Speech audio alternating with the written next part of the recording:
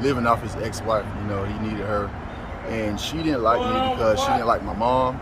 So she got into his head that I wasn't his son. So she came downstairs, he came downstairs, had his whole head down the whole time while she spoke and said, "You got to move back with your mom. You know, that's not your father, so you ain't gonna be able to come live with us anymore, and your dad's gonna be out your life." So did y'all ever do a DNA test? Honestly, I can't imagine, man. I can't imagine. So how is you guys' relationship today? About 4 years ago. I can dig it, man. I can dig it. You know, I let that run on, man, because, you know, you was cooking, man. I like it. And I got to tell you, to the audience, I've got my arm all the way up. This guy is tall, okay? Like, how tall are you, man? 6'8". Jesus Christ. Yeah, I know everybody. "Well, you should be playing basketball." But, Well, I mean, what happened to that? So What's up, YouTube? Go ahead and smash that like button. Also, if you like the video, share. It helps to spread it in the algorithm. Now, back to the content. What's up, YouTube? atlstreetinterviews out here with another one. So we got my man out here with me today. How you doing today, man? I'm doing fine. How about you? Man, I'm doing great, man. Thank you for asking. Thank you for asking. So are you homeless? Yes, sir, I am. Okay. How old are you? 30. 30. And so how long have you been homeless? On and off, actually, since I was 21. 21. Okay, okay. And so, I mean, so I guess right now you're kind of at the hotel or whatever? Yep. Okay. So, I mean, what was it that happened the last time when you were sleeping out in the streets to the time that you got a hotel? What was it that happened that caused you to become homeless? Well, pretty much is I had anger built up inside me that I didn't know. It was like a survival technique. Pretty much at 16, my dad left my life. He denied me, chose his ex-wife over me. We were real close, and I got sent back to my mom. My mom was living with my grandma. It was a lot of us. My grandma had a lot of stress, so I was on the streets most of the time, hanging around the wrong crowds, ended up getting locked up in juvenile. But I happened to maintain my grades, keeping my grades up, graduate, go to college. Broke my femur trying to play basketball. Came back to Atlanta on Memorial Drive because this was where I was raised at. I had a drinking problem. I drank alcohol, didn't do any drugs, didn't smoke any cigarettes. I stayed out. I kept a job, security, warehouse, but I wasn't happy. I couldn't find myself. I still was missing a piece of my life. So the only option that I felt best was get my CDLs and just live in the truck, go on the road. Then I failed the drug test. I was making so much money on the weekends. I started gambling, smoking cigarettes, doing drugs. Came back to Memorial Drive. On here, same thing, drinking. So I used to think, why? Just ask why, God, why am I here? You know, why I'm not somewhere playing basketball or owning my own business. But I realized I have a purpose. We all have a purpose. You know, no matter where you at, it's not the end. You know. Have you come to realize what that purpose may be, or are you still in the exploration process of finding that out? I pretty much came to realize what it is. What is it? Christ in me. He used me, my height. A lot of people attract to me for some reason, mostly because of my height. But I like seeing people happy. You know, no matter where you at, what you do, how you do it. And I realized that I had to love myself for who I am, because I was a weird kid. Back then, I wasn't always this tall. I wasn't popular. I was a little quiet, weird kid, kept to myself. But now a lot of people come to me, and I would just want to tell them that no matter what you've been through as a youth, you know, God can use you and change other people's lives who are going through the same thing or going to go through the same thing. So I can dig it, man. I can dig it. You know, I let that run on, man, because, you know, you was cooking, man. I like it. And I got to tell you, to the audience, I've got my arm all the way up. This guy is tall, okay? Like, how tall are you, man? 6'8". Jesus Christ. Yeah, I know everybody. "Well, you should be playing basketball." But, well, I mean, what happened to that? So I grew 6 inches in 1 year. From 17 to 18, I went from 5'9" to 6'4". So I always played football. I had a passion for football. Then in my 12th grade year, coach was like, "You should go play basketball." I didn't like basketball. I never touched a basketball a day in my life. So I decided to try it out. I was clumsy. I was sorry. So over the whole summer, after my senior year of high school, I went out, dribbled the ball, went to the parks, played, got better, went to college, walked on. Coach said, okay, you're gonna be red-shirted. Come next year, you better play. The coach told me also to stay off the blacktop, which everybody on the weekend go because it's pretty much boring. That's the only thing to do. I went on the blacktop. Where was you at? What school? Lane College in Jackson, Tennessee. Oh yeah. Hey man, shout out that Lane College, man. Right? Definitely. all right. Yeah. So you ended up on the blacktop, and I guess what happened? I broke my femur. Jesus Christ. Yeah. So I ended up healing about 8 months. The college was all right. It was a small college. I ended up wanting to go to another college, a bigger college. So I ended up transferring to Savannah State. So I transferred to Savannah State. Hey man, shout out them Savannah State boys, man, all day, man. But I'll give respect to Lane College. Lane College give a lot of students a lot of chance, opportunity. But long story short, when I transferred, some of my credits from Lane College and transferred to Savannah State. I was supposed to be a second semester sophomore, but it put me back to a first semester sophomore. So I did summer school. When I did summer school, they lost my financial aid in the system, and they posted a balance on my account, and I couldn't pay the balance. And they said in order for me to receive financial aid to get that paid off, I have to pay at least 75%. So I didn't have the money. I came back here, and I just started working. God damn it, man. Yeah, no, are you serious? It's a lot. That sucks, man. Yeah. So due to a snafu in the financial aid office, you ended up back here and I guess ended up getting into drinking and all that type of stuff, man. Yeah. Oh, actually, and then I ended up playing for a men's league at Action Sports Academy. It's next to the flea market. It's a men's league, but I was working 2 jobs, so I was missing practicing, I was missing games. The coach was just like, it's not fair to the other players. They have to start, so I just ended up just saying, forget it, and just end up working. Man, and that's crazy that you say you got like anger issues and stuff because your energy is just total gentle giant. Yeah. I'd hate to see you when you're mad. I'll say that. Okay. All right. So let's get into this. Okay. So do you have any kids? I don't. Not no? No. Okay. Have you ever been married? No. No? Okay. So let's start from the beginning, man. So where you from? Born in Atlanta, raised in Scottsdale.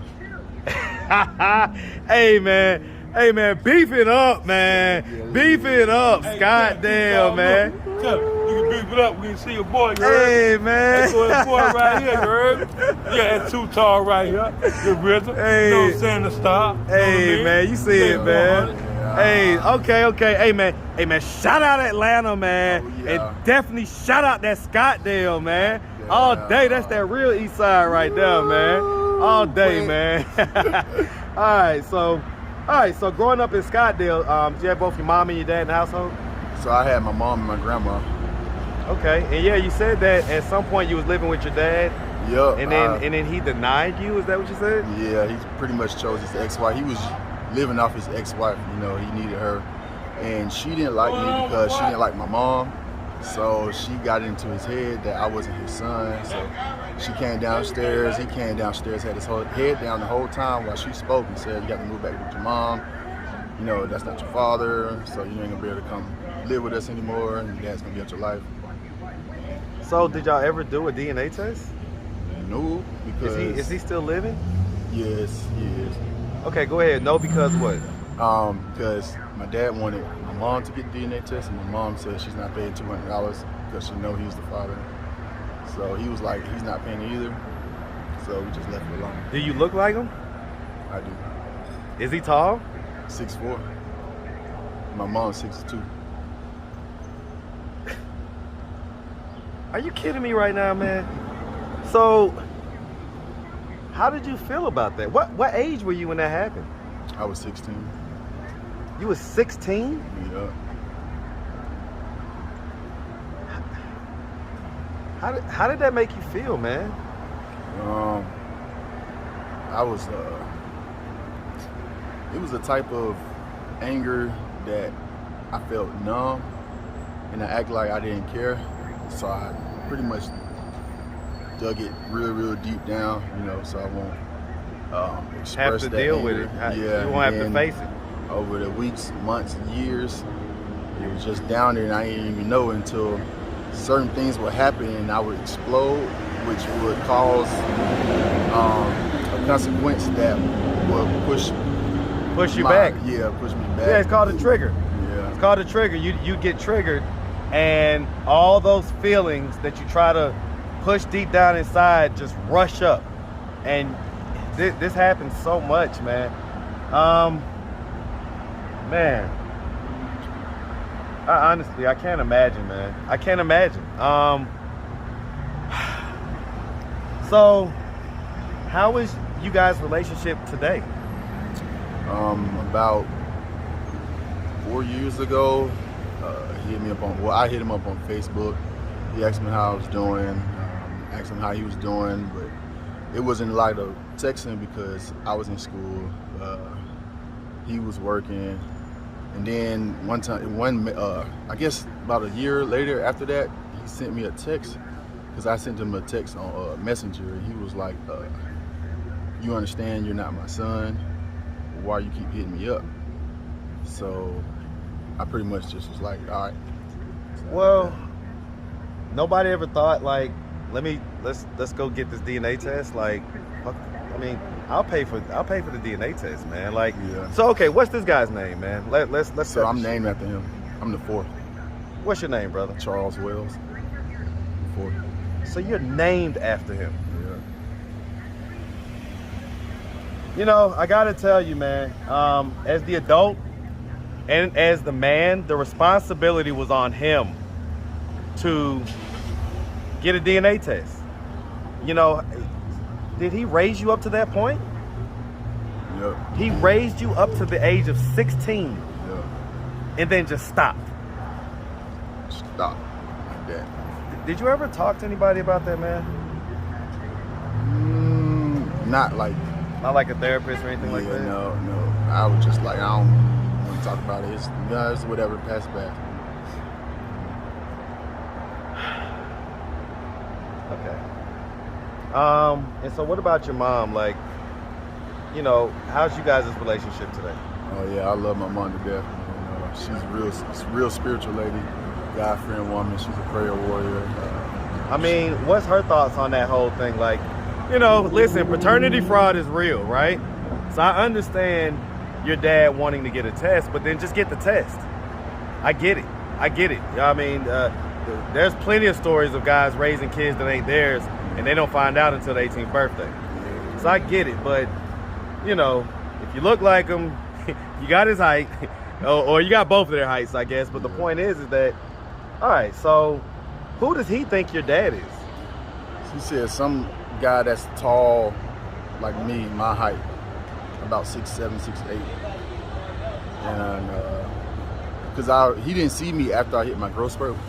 I went from 17 to 18. That's when I grew 6 inches. Right. So when he seen me on Facebook, he sent the comment and was like, "Wow, he's tall just like his dad," or something like that. That was it. But I don't know. Yeah. How old is your dad, man? He's 10 years older than my mom, so he's about 65. 65. He's Medicare age. He is retirement age and should be damn well old enough to know to not have no kids out here that he's not sure whether or not they're his. I ain't gonna lie. That really does, that bothers me, man. It really does. Because I can't even imagine, and you know, we just heard it, but the effect that it has on the child, which is you. Does your mom know that you're homeless? Yeah, she does. Is it not possible for you to like stay where she stays at? So she's taking care of my grandma. My grandma pretty much had strokes. She has to go to several. I get it. She's kind of a caretaker, has a lot going on. Rehabilitation. So is it not possible that you could be like a help in that regard, though? Me and my grandma's relationship is bitter, why? More so bitter than sweet. Why is that? I have no idea. Because I'm the youngest out of the whole family. Everybody stayed with my grandma, my brothers, sisters, cousins. And I was the one who get treated different. When they go out, I had to stay in. You know, she always was more, I guess. Are your brothers and sisters from the same dad? Nope. So my brother and my sister have the same dad. We all had the same mom. Okay, I get it. But I have an older sister that we have the same dads but different moms. Okay. So yeah, okay. my dad did the same thing to my older sister. He did the same thing to her, denied paternity? Yeah. Is he still with his ex-wife? Nope. He's not even with her anymore? Nope. Does he live here in the metro Atlanta area? Somewhere around. I'm not sure, but I know it's somewhere around. Okay. All right. All right, man. So, so at this point, man, you know, so we're 30, pretty damn tall, and no kids, you know. So what are we doing at this point to try to get ourselves out of this position of homelessness? Because it sounds like at one point you was doing well with the CDL, the trucking, and everything like that. How many years ago was that? How long ago was that? that? 2019 to 2020. Okay, so that was just a few years ago. And how long did you do the trucking for? 3.5 months. Okay, so you had 3.5 good months, man. Yeah. Is it not possible to get back on that? Yeah, it is. I have to take a program called SAP. Once I take that and pay for it, I can be able to get back on the road. How much does that cost? Anywhere from $1,600 to $2,400. Okay. All right, and so what is your plan? You know, like that's one idea, but what's your plan on just getting out of this position of homelessness? Right now I feel like I'm getting close to my purpose. I feel like I had a purpose out here, and pretty much is a lot of people out here need someone positive, you know, that can give them a smile, tell you, hey, it's gonna be all right. I just don't like to see anybody down. There's good people out here, you know, whether you're homeless or not homeless, you know. Speak up just a little bit. Yeah, whether you're homeless or not homeless, I feel like nobody deserves to be out here. Everybody is special, you know. It's just not me because I'm tall. Anybody, you know. So I want to give them hope, you know, let them know that this is not in, you know. I can dig it, but I tell everybody, man, you got to put the mask on yourself before you can help everybody else. I know. Right? So what are we doing specifically for yourself to get out of this position? Because you can still come back out here and give people positive energy, but you don't necessarily have to be out, you know, in a position of homelessness. So what are we doing to try to get out of that? Right now I got to get my credentials. I was locked up, incarcerated. All my stuff that I had so-called got lost. I get it. What'd you get locked up for, man? Burglary. Okay. A person or a business? I broke into a hotel to sleep. Wow. Hotel room. How long was you in jail for? 10 months. 10 months? Yeah, I couldn't bond out. Okay. All right, man. All right. All right. So at this point, man, if anybody wanted to reach out, help, or donate, do you have a way they could do that? Do you have social media, Cash App, anything like that? Yeah, I have social media. I have Instagram and Facebook. All right, shout them out, man. All right, you have me on Facebook. It's Too Tall, Tootall,